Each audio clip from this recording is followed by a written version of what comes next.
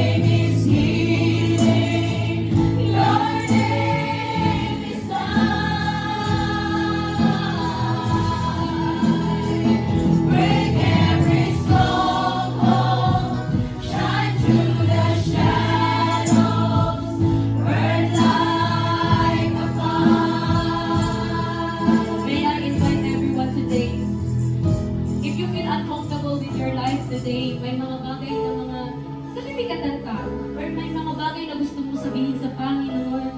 If you want salvation in your family, if sometimes you are doubting yourself, if kaya mo pa ba?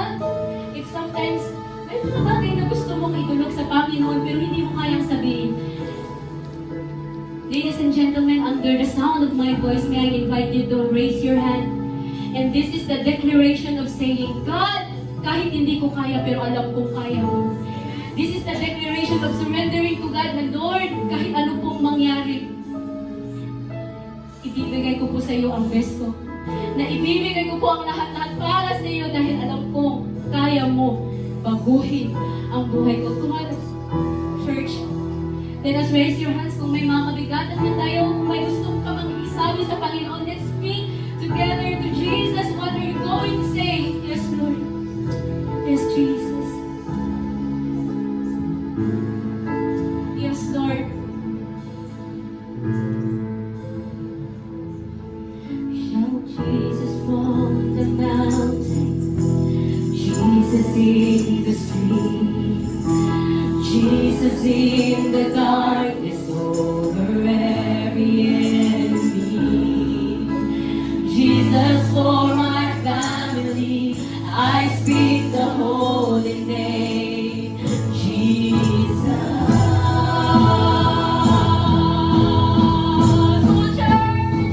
Shout Jesus from the mountain, Jesus in the street, Jesus in the darkness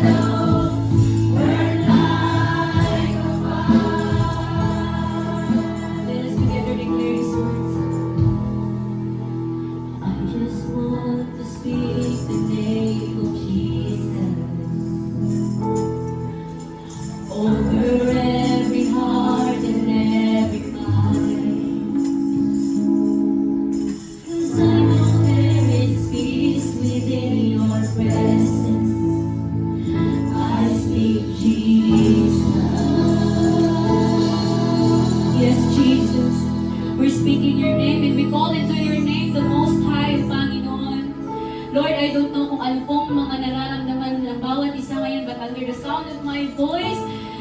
May everyone receive the healing na kailangan namin sa bawat isa. May everyone receive the salvation, O God, for us individually and for our family, O God. Lord, may we receive the comfort kung may mga problema man na mamalakit sa pag-praise namin sa iyo, Panginoon. At may mga bagay man, Lord, na hindi namin kayang bitawan, kaya hindi namin kayang gawin, itaas ang aming mga kamay ngayon. But God, you are so gracious and you're powerful in the name of Jesus. When you said and promised to us that you will never leave us, you will never forsake us. I know, Lord, everything has a purpose, oh God.